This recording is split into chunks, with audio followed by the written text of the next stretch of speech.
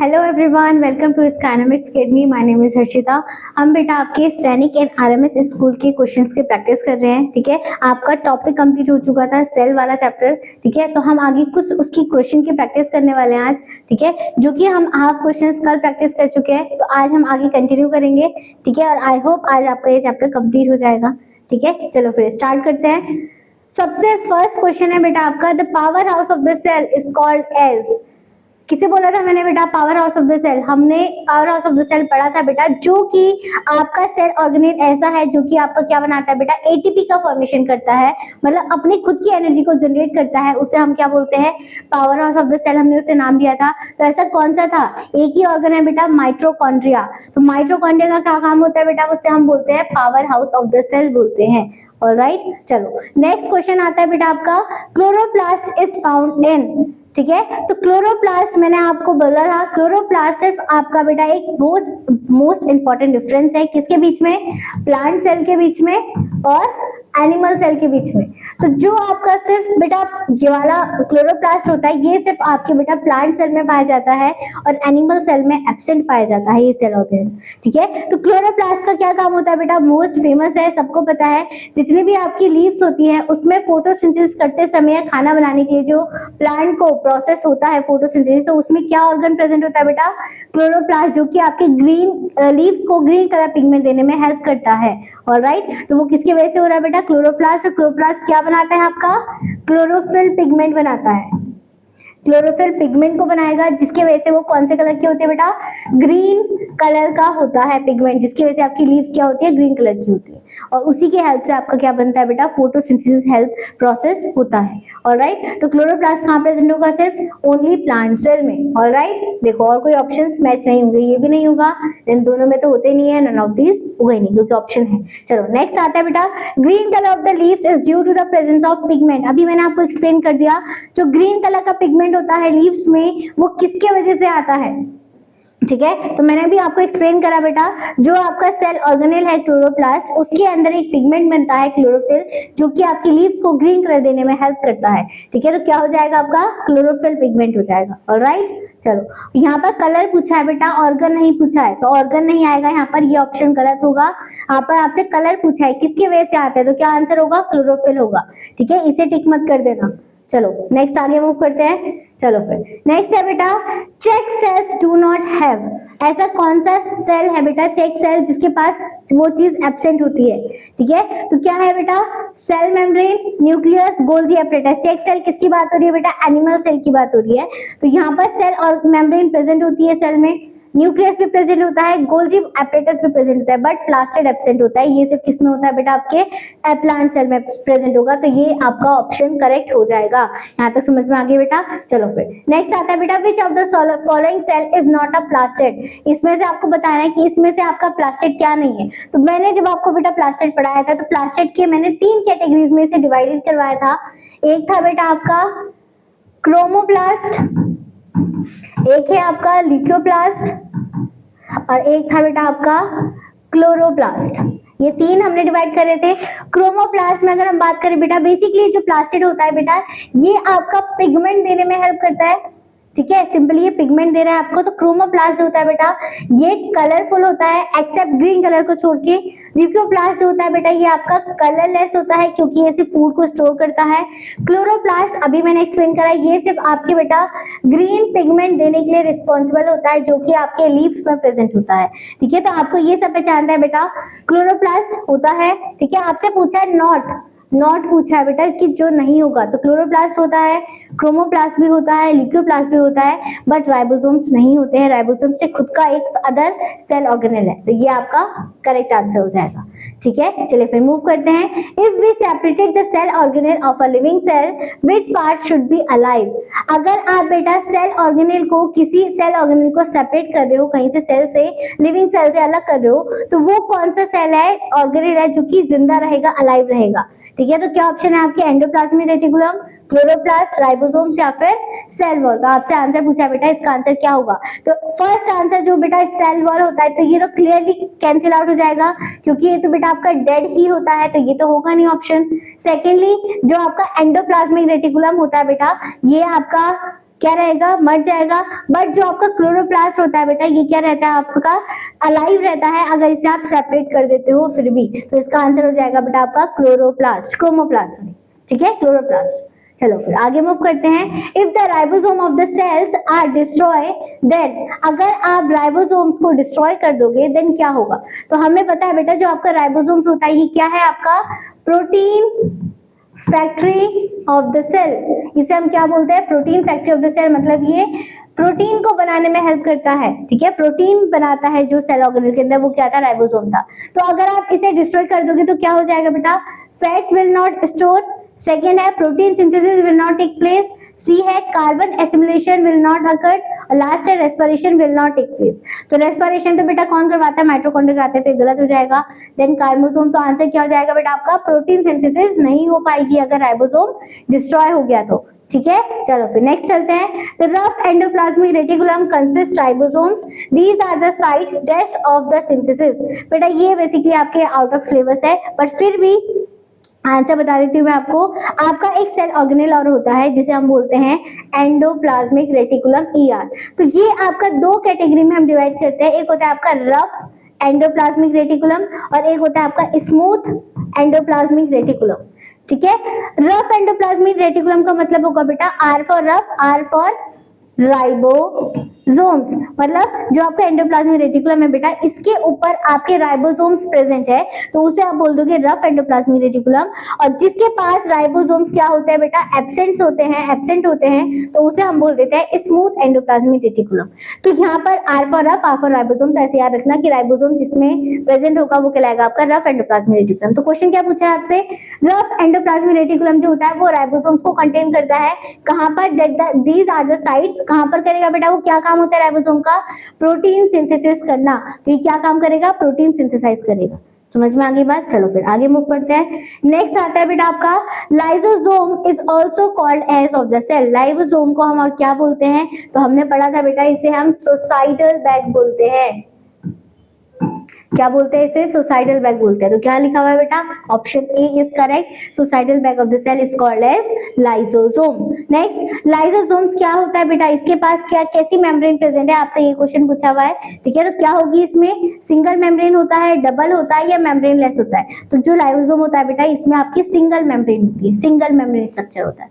Next आता है बेटा आपका organism in which the nucleus material is not bounded by a definite nuclear membrane are called as. आपसे पूछा है बेटा जो आपका न्यूक्लियस होता है, न्यूक्लियस के अंदर जो उसके और मटेरियल प्रेजेंट है, ऑर्गन्स प्रेजेंट है, अगर वो बाउंड्री नहीं है उसके आउटरमोस्ट लेयर, मतलब अगर न्यूक्लियर मेम्ब्रेन एब्सेंट होगी तो वो क्या कहलाएगा आपका, उसे हम क्या बोल देंगे, ठीक है। तो हमने क्या पढ़ा था बेटा, दो तरीके के सेल्स पढ़े थे, एक थे प्रोकार्योट्स, एक थे यूकार्योट्स। तो जो अनडेवलप्ड न्यूक्लियस होता है जिसके पास हम क्या बोलते थे, प्रोकार्योट्स बोलते थे। तो यहाँ पर आपका ये जो कंडीशन बता रखी है, क्या बता रखी है, अनडेवलप्ड न्यूक्लियस की बता रखी है, ठीक है। तो क्या आंसर हो जाएगा बेटा इसका, प्रोकार्योट्स हो जाएगा, ठीक है। समझ में आ गई बात। चलो आगे मूव करते हैं। नेक्स्ट क्वेश्चन है बेटा आपका, read of the following pair of an example of an organism, choose the pair that belong to the group of prokaryotes. आपको ये सेंटेंस पढ़ना है, उसे बताना है कि आपके प्रोकार्योट्स की क्या कैरेक्टरिस्टिक्स है, क्या उसे फॉलो करता है, ठीक है। तो फर्स्ट ऑप्शन है बेटा आपका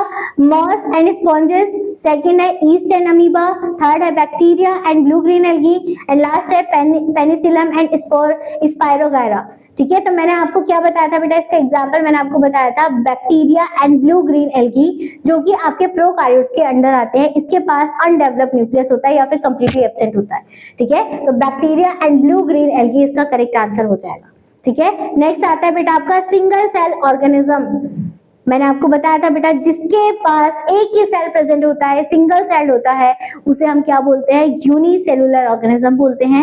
और जिसके पास बहुत सारे सेल्स प्रेजेंट है, जैसे ह्यूमंस हो गए, एनिमल जितने भी हो गए, प्लांट्स हो गए, उसमें बहुत सारे सेल्स प्रेजेंट होते हैं, तो उसे हम बोलते हैं मल्टीसेलुलर। तो यहाँ पर आपसे सिंगल सेल का पूछा है, तो सिंगल सेल का एग्जाम्पल क्या होगा बेटा आपका, एग्जाम्पल ये मीनिंग पूछिए तो क्या होंगे वो, यूनिसेलुलर हो जाएंगे। ऑलराइट, चलो which of the following correct statement with respect to the unicellular organism के हिसाब से करेक्ट स्टेटमेंट क्या है। In the unicellular organism tissue work in the coordination to perform the different function. सबसे पहली बात बेटा, जब आपके यूनिसेलुलर की बात हो रही है तो वहां पर सिंगल सेल प्रेजेंट है, टिश्यू कैसे फॉर्म होगा? टिश्यू तो आपका ग्रुप ऑफ सेल होता है, तो ये ऑप्शन आपका गलत हो गया। Second, unicellular organism do not require food, इसके पास क्या वैक्यूल होता है या नहीं होता है? तो बेटा इसके पास भी वैक्यूल होता है, तो ये स्टेटमेंट आपका करेक्ट होगा। पहले आगे देख लेते हैं। और unicellular organism respire and reproduce, ठीक है, ये भी आपका बेटा क्या करता है? रेस्पायर भी करते हैं और रिप्रोड्यूस भी करते हैं। और लास्ट है बेटा आपका कौन सा वाला? All living organism unicellular organism moves by cilia. बेटा ये जो आपका सीलिया वर्ड है ना, ये सीलिया हम यूज करते हैं बेटा आपके मूवमेंट के लिए। किसके लिए? मूवमेंट के लिए या फिर मोटाइल के लिए। तो आपके जो यूनिसेलुलर ऑर्गेनिज्म है, क्वेश्चन क्या पूछा है कि वो क्या मूव सीलिया से करते हैं? नहीं बेटा, और भी चीज होती है जिसे हम क्या बोलते हैं? फ्लैजेला बोलते हैं। तो फ्लैजेला के थ्रू भी वो मूवमेंट करवाता है, बट ये ऑप्शन गलत हो जाएगा। तो यहाँ पर क्या बोला है? जितने भी आपके यूनिसेलुलर ऑर्गेनिज्म होता है बेटा, वो रेस्पिरेशन भी करते हैं, एनर्जी भी बनाते हैं और रिप्रोडक्शन भी करते हैं। किसकी हेल्प से बेटा? एसेक्सुअल रिप्रोडक्शन करते हैं। ठीक है, तो आपका आंसर हो जाएगा सही सी। ठीक है, चलो फिर आगे मूव करते हैं। नेक्स्ट क्वेश्चन आता है बेटा, out of the which animal is unicellular? ऐसा एनिमल बताना है जो कि यूनिसेलुलर है, सिंगल सेल्स है। अमीबा, पैरामीशियम, बैक्टीरिया, या फिर ऑल ऑफ दिस। तो इसमें बेटा ये सारे के सारे क्या होते हैं? आपके सिंगल सेल होते हैं। अमीबा भी, बैक्टीरिया भी एंड पैरामीशियम भी। तो ये आपका आंसर हो जाएगा बेटा ऑल ऑफ दीज। ठीक है, नेक्स्ट आता है बेटा, which one of the cell term is not a part of the nucleus? आपको बताना है कि न्यूक्लियस का इसमें से कौन सा पार्ट नहीं है। सबसे पहले राइबोसोम्स, ठीक है, बैक्टीरिया, क्रोमोसोम या न्यूसेलस। नहीं है बताना है बेटा, नॉट पूछा है। तो आपका जो राइबोसोम्स होता है बेटा, क्रोमोसोम या फिर न्यूक्लियस, न्यूक्लियस आपका प्रेजेंट होता है, ठीक है, क्रोमोसोम्स भी प्रेजेंट होती है। और क्या पूछा है आपसे? बैक्टीरिया या फिर आपसे राइबोसोम पूछा है। तो इसका आंसर क्या हो जाएगा बेटा, बताओगे मुझे? तो आपका राइबोसोम जो होता है बेटा, ये एब्सेंट होता है, ये आपके सेल ऑर्गेनेल में प्रेजेंट होगा, न्यूक्लियस में नहीं होता है। तो आपका आंसर क्या हो जाएगा बेटा? ए करेक्ट आंसर हो जाएगा। ऑलराइट, ठीक है, चलो फिर नेक्स्ट आता है बेटा, the liquid material in the nucleus is. Living material nucleus के अंदर क्या चीज होती है बेटा? क्रोमोसोम, बैक्टीरिया, न्यूक्लियोप्लाज्म या न्यूक्लियोसोम। तो न्यूक्लियोलस, तो क्या होता है बेटा? न्यूक्लियोप्लाज्म होता है, जो कि आपके साइटोप्लाज्म के जैसे ही होता है, सेमी फ्लूइड लिक्विड होता है। तो इसी को आप क्या बोल दोगे? लिक्विड मटेरियल है, किसके अंदर? न्यूक्लियस के अंदर। ऑलराइट, चलो नेक्स्ट क्वेश्चन पे आते हैं बेटा आपका, the cell that lack a well defined nucleus surrounded by a nucleus membrane are called as. देखिए सिंपली आपसे क्वेश्चन पूछा है, वही अगेन रिपीट हो चुका है कि आपका ऐसा कौन सा सेल है जिसके पास बेटा आपका न्यूक्लियर मेम्ब्रेन क्या होती है बेटा? वेल डेवलप्ड होती है, प्रॉपर तरीके से बनी हुई है। जैसे आपका ये एक सेल है बेटा, सेल के अंदर आपकी जो न्यूक्लियर मेम्ब्रेन होगी वो सेल के न्यूक्लियस के अंदर प्रॉपर तरीके से फॉर्म हो रखी है न्यूक्लियर मेम्ब्रेन। तो ये कौन से टाइप का सेल होगा? मल्टी सेलुलर है या फिर यूनिसेलुलर है, प्रोकार्योट है या फिर यूकार्योट है? तो किसमें होता है वेल डेवलप्ड न्यूक्लियस? कहां पर होता है बेटा? यूकार्योट्स में होता है। तो इसका आंसर क्या हो जाएगा आपका? यूकार्योटिक सेल हो जाएगा। ठीक है, नेक्स्ट क्वेश्चन आता है बेटा, the organelle that transport substance from one part of the cell to the another. आपसे क्वेश्चन पूछा है ऐसा कौन सा ऑर्गेनेल है जो कि आपके ट्रांसपोर्ट करवाता है एक सेल से दूसरे सेल में कोई भी सब्सटेंस को या फिर सेल को? तो कौन होगा बेटा? एंडोप्लाज्मिक रेटिकुलम है, माइटोकॉन्ड्रिया है, गोल्जी बॉडीज है या वैक्यूल्स है? तो आपने एंडोप्लाज्मिक रेटिकुलम तो अभी बना ही नहीं है, तो ये हो नहीं सकता है। माइटोकॉन्ड्रिया सिंपली क्या कराता है बेटा? ये तो power house of the cell है, ये एटीपी को जनरेट करवा रहा है, मतलब रेस्पिरेशन करता है ये, तो ये भी नहीं होगा। देन वैक्यूल, ये नॉन लिविंग था, ये कैसा था बेटा? नॉन लिविंग था। ये क्या करता है? सिर्फ स्टोर करता है फूड को, तो ये भी नहीं हो जाएगा। तो बचा क्या बेटा? मैंने एक आपको पॉइंट लिखवाया था गोल्जी बॉडीज का, जो कि क्या करवाता है बेटा? ट्रांसपोर्ट करवाता है किसको? किसी भी ऑर्गेनिक मटेरियल को या फिर किसी भी सब्सटेंस को। तो इसका करेक्ट आंसर हो जाएगा बेटा आपका option number C, Golgi bodies. ठीक है, ये ट्रांसपोर्टेशन में हेल्प करता है। ठीक है, गोल्जी बॉडीज लिखा हुआ रहेगा या फिर कहीं पे लिखा होगा बेटा गोल्जी एपरेटस। ठीक है, समझ में आ गई। चलो नेक्स्ट क्वेश्चन है बेटा आपका, animal cell in which nucleus is absent would also lack in. Animal cell में जहां पर न्यूक्लियस बिल्कुल ही एब्सेंट है, ठीक है, वो कौन सा कहलाएगा बेटा? Ribosome, sorry chromosome, ribosome, cytoplasm या फिर प्लाज्मा मेम्ब्रेन। जिसके पास बेटा क्या एब्सेंट है? न्यूक्लियस एब्सेंट होता है। तो वो आपको बताना है कि इसका आंसर क्या होगा। ठीक है, तो इसका आंसर हो जाएगा बेटा आपका, आपसे क्वेश्चन पूछा है राइबोसोम की खुद की एक बाउंड्री होती है, ठीक है, साइटोप्लाज्मिक सेमी फ्लूइड है, ठीक है, इसके पास न्यूक्लियस, इसके पास तो खुद ही न्यूक्लियस होता है। देन प्लाज्मा मेम्ब्रेन के अंदर भी है जो पूरा बाउंड्री है। तो बचा क्या बेटा? जो क्रोमोसोम है ये न्यूक्लियस के अंदर प्रेजेंट होता है, है, ठीक है, ना कि एक न्यूक्लियस का एक वो है। तो क्रोमोसोम आपका इसका करेक्ट आंसर आएगा, जो कि किसके अंदर प्रेजेंट है बेटा, न्यूक्लियस के अंदर प्रेजेंट होता है। समझ में आ गई बात? तो आपसे ये क्वेश्चन पूछा हुआ है, ठीक है। चलो नेक्स्ट आता है क्वेश्चन बेटा, 70 to 80% of the volume of a mature plant cell is occupied by. आपसे पूछा है 70 to 80% क्या ऐसी चीज होती है सेल और प्लांट सेल के अंदर जो कि ऑक्यूपाइड करती है, ठीक है। तो क्या ऑप्शन है आपके, न्यूक्लियस, वैक्यूल, साइटोप्लाज्म या फिर एंडोप्लाज्मिक रेटिकुलम। तो हमने बेटा एक चीज पढ़ी थी आपकी वैक्यूल, तो वैक्यूल में हमने डिफरेंस देखा था, जो आपका प्लांट सेल होता है इसमें आपका वैक्यूल जो होगा बेटा वो लार्ज प्रेजेंट होगा, लार्ज साइज में प्रेजेंट होगा, ठीक है, क्योंकि इसके पास क्या होता है बेटा, फूड ज्यादा स्टोर होता है, ठीक है। वहीं अगर मैं बात करूं बेटा किसकी, एनिमल सेल की, तो एनिमल सेल में आपका स्मॉल साइज में प्रेजेंट होता है। तो सबसे ज्यादा लार्ज अमाउंट में किसमें प्रेजेंट है बेटा, आपका 70 to 80% आपका वैक्यूल प्रेजेंट होता है। ऑलराइट, वैक्यूल प्रेजेंट होगा, या फिर आप बोल सकते हो इससे कम आएगा आपका फिर साइटोप्लाज्म, ठीक है। तो सबसे ज्यादा आपके अमाउंट में क्या प्रेजेंट होगा बेटा, परसेंटेज में वैक्यूल प्रेजेंट होता है, किसमें, प्लांट सेल में, ठीक है। नेक्स्ट क्वेश्चन आता है बेटा आपका, cell wall of which of the following there is not made up of the cellulose, ठीक है। तो सेल वॉल बेटा बतानी है इसमें से कि कौन से उसकी सेल्यूलोज से मिलके नहीं बनी है। तो पहली है बैक्टीरिया, मैंगो ट्री, कैक्टस या फिर बोथ ए एंड सी। तो सबसे पहले आपको याद रखना है बेटा, सेल वॉल आपकी किसमें प्रेजेंट होगी, सिर्फ प्लांट सेल में प्रेजेंट होती है। तो बैक्टीरिया प्लांट है, नहीं है, ठीक है, कैक्टस है, मैंगो है, ठीक है। तो इन दोनों में आपकी क्या प्रेजेंट होगी बेटा, आपकी सेल वॉल प्रेजेंट होगी, ठीक है। अच्छा आपसे नॉट पूछा है, सॉरी बेटा, आपसे क्या पूछा है, नॉट का पूछा है, तो आंसर इसका करेक्ट हो जाएगा आपका बैक्टीरिया, ठीक है। नॉट ध्यान देना बेटा, यहाँ पर मैंने रीड नहीं करा था, ठीक है। तो यहाँ पर नॉट पूछा है जिसमें सेल वॉल नहीं होती, तो किसमें नहीं होगी, बैक्टीरिया में नहीं होगी, ठीक है। अगर आपका करेक्ट पूछा होता कि किसमें होती है, तो क्या आ जाएगा, मैंगो भी होगा, कैक्टस भी होगा। तो दोनों ऑप्शन आपके सही हो जाते हैं, ठीक है। चलो फिर नेक्स्ट आता है बेटा, colour bodies found scattered in the cytoplasm of the plant cell are called as.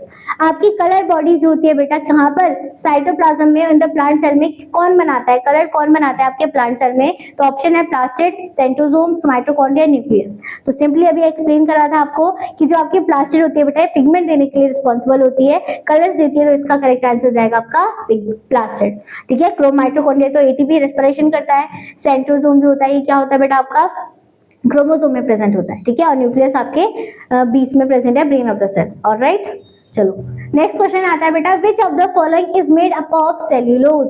Cellulose से क्या मिलके बना हुआ है सेल के अंदर। तो ऑप्शन है cell membrane, Golgi bodies, chromosome, chloroplast या फिर सेल वॉल। तो मैंने आपसे क्लियर करा था बेटा, जो आपका सेल वॉल होती है वो किससे मिलके बनती है, आपकी सेल्यूलोज से मिलके बनी है। तो इसका आंसर करेक्ट क्या हो जाएगा, आपका सेल वॉल हो जाएगा, ठीक है। नेक्स्ट है बेटा, the other name of the cell membrane is. Cell membrane को हम अदर किस नाम से जानते हैं, तो हमने पढ़ा था बेटा प्लाज्मा मेम्ब्रेन भी हम इसकी बोलते हैं, सेल मेम्ब्रेन को बोलते हैं। तो इसका करेक्ट आंसर हो जाएगा आपका प्लाज्मा मेम्ब्रेन, ठीक है। नेक्स्ट आता है बेटा, cell wall is found in. Cell wall कहां पाई जाती है, तो हमने कितनी बार एक्सप्लेन कर चुके हैं, सेल वॉल सिर्फ आपके बेटा प्लांट सेल्स में पाई जाती है, एनिमल सेल में एब्सेंट होती है। तो इसका आंसर हो जाएगा बेटा प्लांट सेल ओनली, ठीक है। तो ये सारा बेटा आपका पूरा चैप्टर कंप्लीट हो चुका है, ठीक है। आपने चैप्टर भी रीड कर लिया, क्वेश्चंस भी प्रैक्टिस कर लिए, ठीक है। तो अब हम बेटा नेक्स्ट क्लास में क्या करेंगे, आपका नेक्स्ट टॉपिक लेके आएंगे, नेक्स्ट चैप्टर लेके आएंगे आपका, ठीक है। तब तक के लिए बेटा goodbye, thank you so much.